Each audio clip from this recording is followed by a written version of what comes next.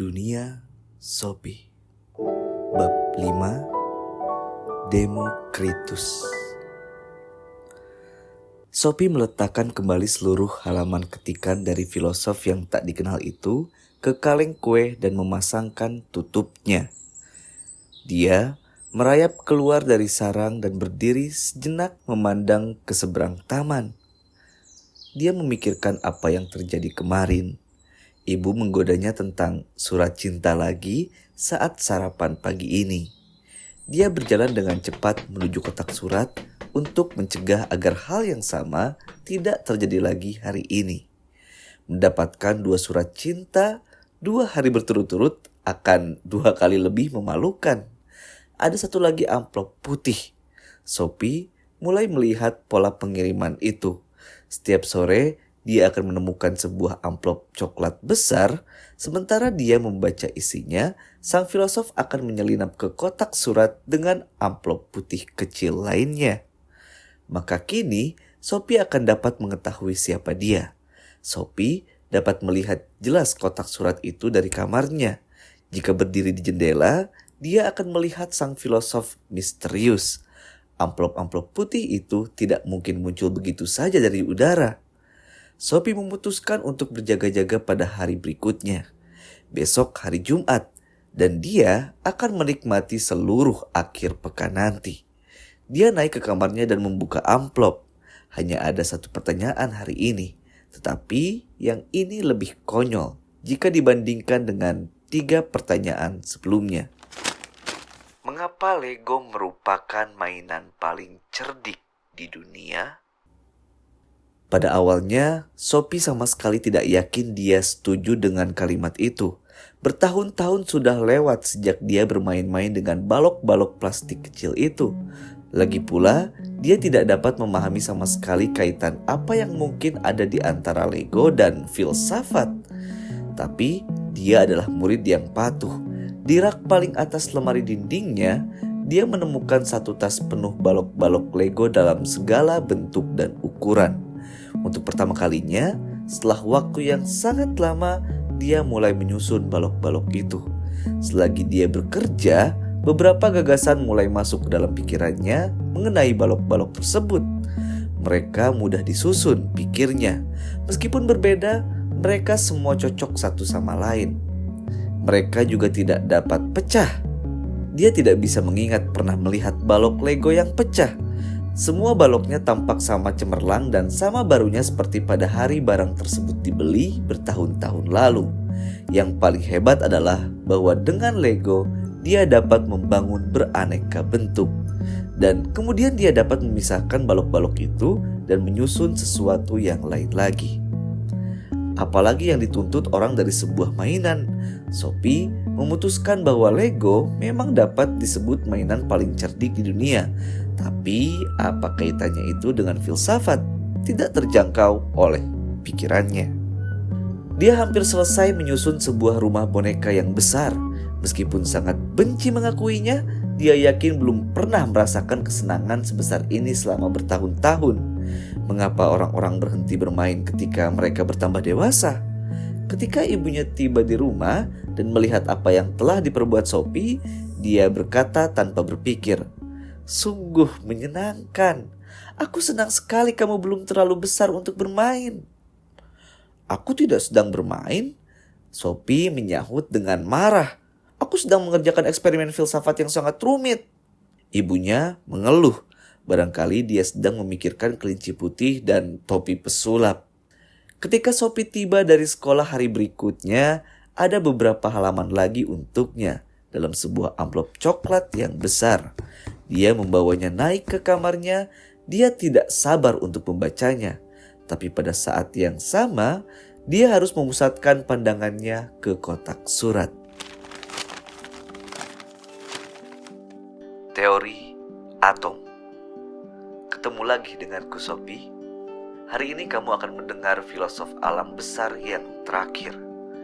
Namanya adalah Demokritus. Kira-kira 460 sampai 370 sebelum Masehi.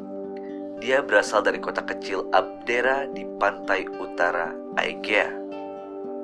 Jika kamu mampu menjawab pertanyaan mengenai balok-balok Lego tanpa kesulitan, mestinya kamu juga tidak akan menemukan kesulitan untuk memahami apa proyek filosof ini.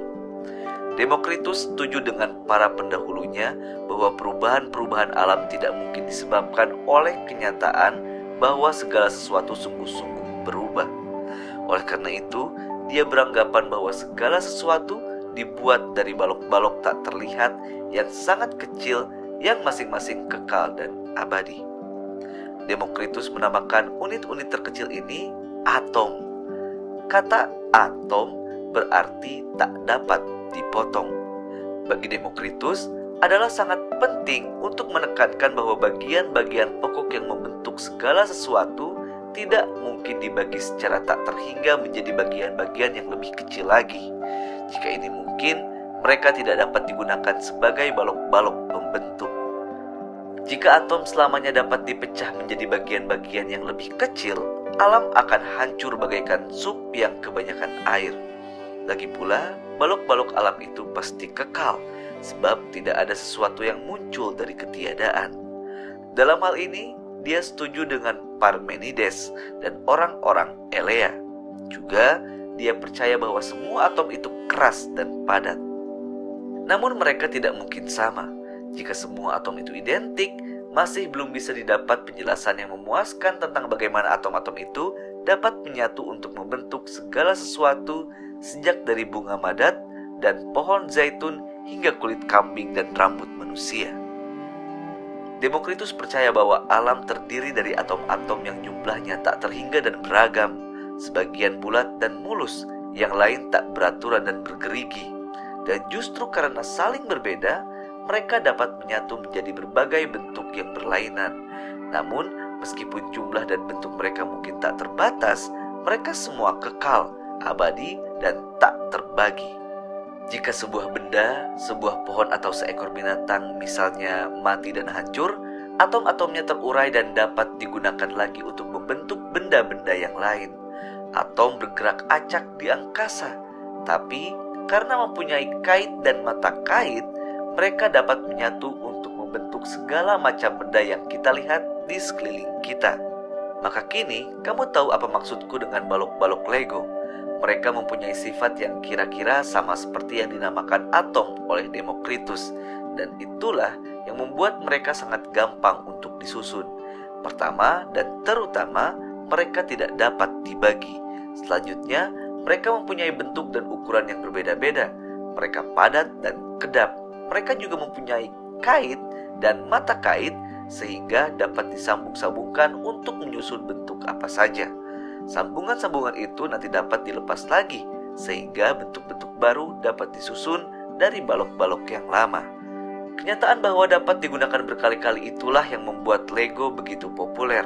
Setiap bagian balok Lego dapat menjadi bagian dari sebuah truk hari ini dan bagian dari sebuah kastil besok. Kita juga dapat mengatakan bahwa balok-balok Lego itu abadi. Anak-anak sekarang dapat bermain dengan balok yang sama sebagaimana kedua orang tua mereka dulu ketika mereka masih kecil. Kita juga dapat membuat benda-benda dari lempung, tapi lempung tidak dapat digunakan berulang-ulang sebab ia dapat terbagi menjadi bagian-bagian yang lebih kecil dan lebih kecil lagi. Bagian-bagian yang sangat kecil ini tidak akan pernah dapat disatukan lagi untuk membuat sesuatu yang lain. Kini kita dapat menyatakan bahwa teori atom Demokritus kurang lebih benar. Alam memang tersusun dari atom-atom yang berbeda yang menyatu dan terpisah lagi. Sebuah atom hidrogen dalam sebuah sel di ujung hidungku dulu pernah menjadi bagian dari belalai seekor gajah. Sebuah atom karbon di otot jantungku pernah berada di ekor dinosaurus. Namun, pada zaman kita sekarang, para ilmuwan telah menemukan bahwa atom dapat dipecah menjadi partikel elementer yang lebih kecil lagi. Kita menyebut partikel elementer ini proton, neutron, dan elektron. Mereka mungkin suatu hari nanti dapat dibagi menjadi partikel-partikel yang lebih kecil lagi. Namun para ahli fisika sepakat bahwa batas itu pasti ada. Tentu ada bagian minimal yang darinya lah alam tersusun. Demokritus tidak memiliki peralatan elektronik modern.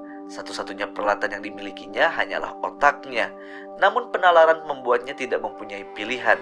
Begitu diterima bahwa tidak ada sesuatu yang dapat berubah, bahwa tidak ada sesuatu yang dapat muncul dari ketiadaan, dan bahwa tidak ada sesuatu yang dapat hilang, maka kesimpulannya, alam pasti terdiri dari balok-balok sangat kecil yang dapat menyatu dan pisah lagi.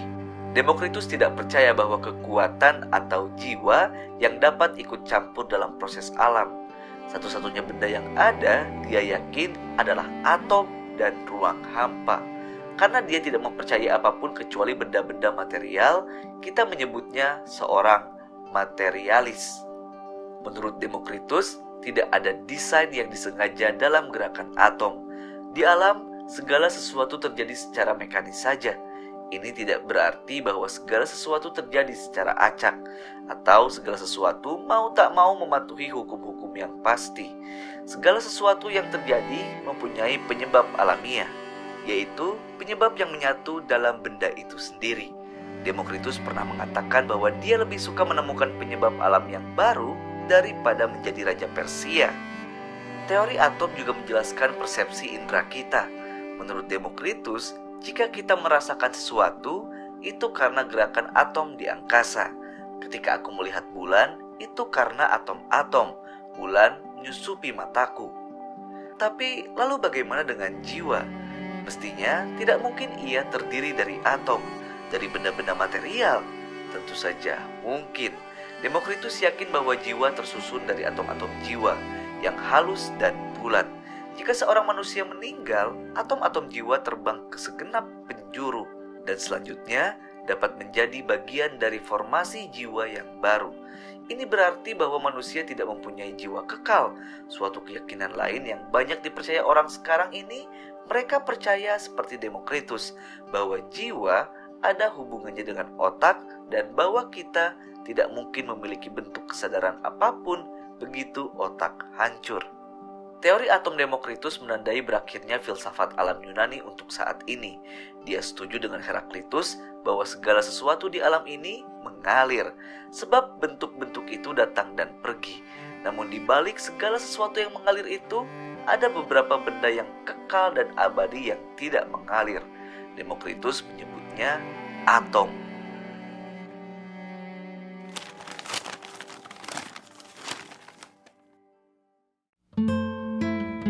Selama membaca, Sophie memandang keluar jendela beberapa kali untuk mengetahui apakah koresponden misteriusnya telah muncul di kotak surat. Kini, dia hanya duduk memandang ke jalan sambil memikirkan apa yang telah dibacanya. Dia merasa bahwa gagasan-gagasan Demokritus itu sangat sederhana, namun sangat cerdik. Dia telah menemukan solusi nyata bagi masalah tentang bahan dasar dan perubahan. Masalah ini demikian rumitnya sehingga para filosof telah dibuat pusing olehnya selama beberapa generasi, dan pada akhirnya Demokritus telah memecahkannya dengan menggunakan akal sehatnya sendiri. Mau tak mau, Sophie tersenyum. Pasti benarlah bahwa alam itu tersusun dari bagian-bagian kecil yang tidak pernah berubah. Pada saat yang sama, Heraklitus benar sekali dengan beranggapan bahwa semua bentuk di alam ini mengalir. Karena setiap orang mati, binatang mati, bahkan jajaran gunung pun lambat laun hancur. Masalahnya adalah jajaran gunung itu terdiri dari bagian-bagian sangat kecil yang tak dapat dipecah dan tidak dapat hancur. Pada saat yang sama, Demokritus telah memunculkan beberapa pertanyaan baru. Misalnya, dia mengatakan bahwa segala sesuatu terjadi secara mekanis. Dia tidak mau menerima ada kekuatan spiritual dalam kehidupan, tidak seperti Empedokles dan Anaxagoras. Demokritus juga percaya bahwa manusia tidak mempunyai jiwa yang kekal. Mungkinkah Sophie yakin akan hal itu? Dia tidak tahu. Namun toh dia baru saja memulai pelajaran filsafatnya.